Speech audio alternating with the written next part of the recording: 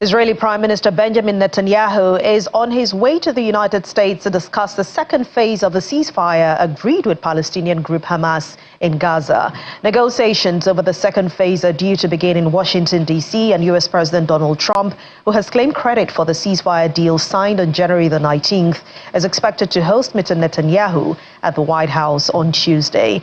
It will be Mr. Trump's first meeting with a foreign leader since his inauguration on January the 20th. Prime Minister Netanyahu's office say the Israeli leader will begin discussions with Mr. Trump's Middle East envoy Steve Witkoff regarding terms for the second phase of the truce. Mr. Netanyahu's U.S. trip is coming just 2 weeks into the first phase of the ceasefire that is set to free 33 Israeli captives in return for nearly 2,000 Palestinian prisoners. The second phase is expected to cover the release of the remaining captives. It will also include discussions on the more permanent end to the war. For a very important meeting with President Trump in Washington. The fact that this would be President Trump's first meeting with a foreign leader since his inauguration is telling. I think it's a testimony to the strength of the Israeli-American alliance. It's also a testimony to the strength of our personal friendship. That friendship and that cooperation has already yielded important results for Israel in the Middle East, including the historic Abraham Accords that President Trump led and which brought 4 historic peace treaties between Israel and its Arab neighbors. In this meeting, we'll deal with important issues, critical issues facing Israel and our region. A victory over Hamas, achieving the release of all our hostages, and dealing with the Iranian terror axis and all its components, an axis that threatens the peace of Israel, the Middle East, and the entire world. The decisions we made in the war have already changed the face of the Middle East. Our decisions and the courage of our soldiers have redrawn the map.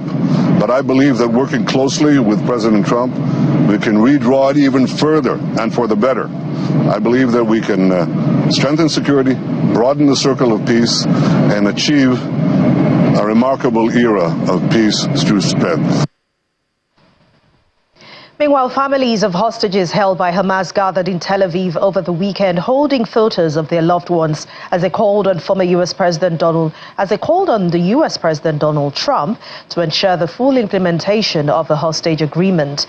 In emotional statements, they accused Israeli Prime Minister Benjamin Netanyahu of risking the deal and potentially endangering the lives of the remaining captives. Yehud Cohen, a father of hostage Nimrod Cohen, also directly addressed Mr. Trump, expressing fears that Mr. Netanyahu and extremists within the government are attempting to derail the agreement. The gathering also included Namar Weinberg, cousin of Eitan Seversky, an Israeli hostage killed in Gaza. Weinberg celebrated the recent release of Arthur Calderon, also Yerdin Bibas and U.S. citizen Keith Segal, after 484 days in captivity, but emphasized that 79 hostages remain in Gaza. Our dear Arthur Calderon was released from captivity today, along with Yerdin Bibas and U.S. citizen Keith Segal. They all are heroes who survived 484 days in the hands of terrorists in brutal conditions. How long we waited for this moment. How loudly we cried out and fought for them. Seeing them reunite with their families is pure bliss. This is the true victory photo for our nation and our society. Mutual accountability, a moment shared by those in Israel who value life. If it weren't for President Donald Trump, they would not be here with us today. This is a dark stain on Netanyahu's legacy. In the face of extremists trying to sabotage the rest of the hostage deal, in the face of Netanyahu, who could again be dragged along with them, our fight must continue in full force. We will not allow you to blow up this deal. We will not allow you to force us back into war or to sentence the hostages left behind to death. There are still 79 hostages in captivity in Gaza. They are waiting for us to save them.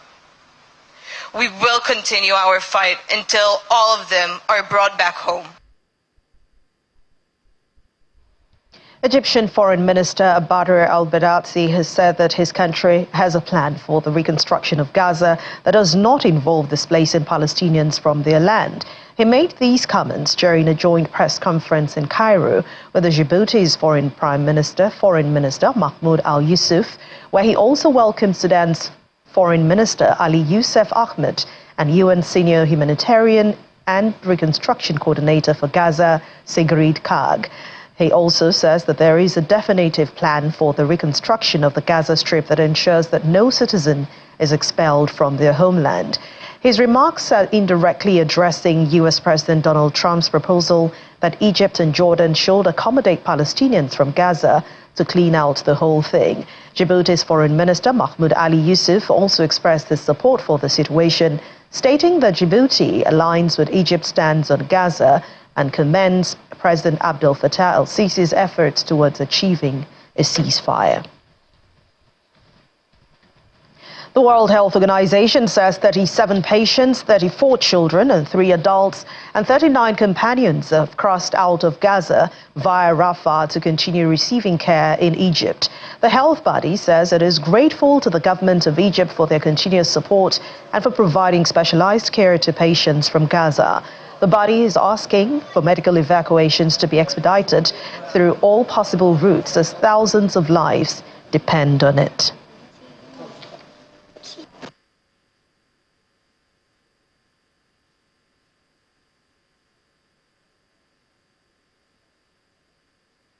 The largest UN agency in the occupied Palestinian territory, UNRWA, has said that the staff are still helping to the people of Gaza and the West Bank, including East Jerusalem, who depend on them for their sheer survival.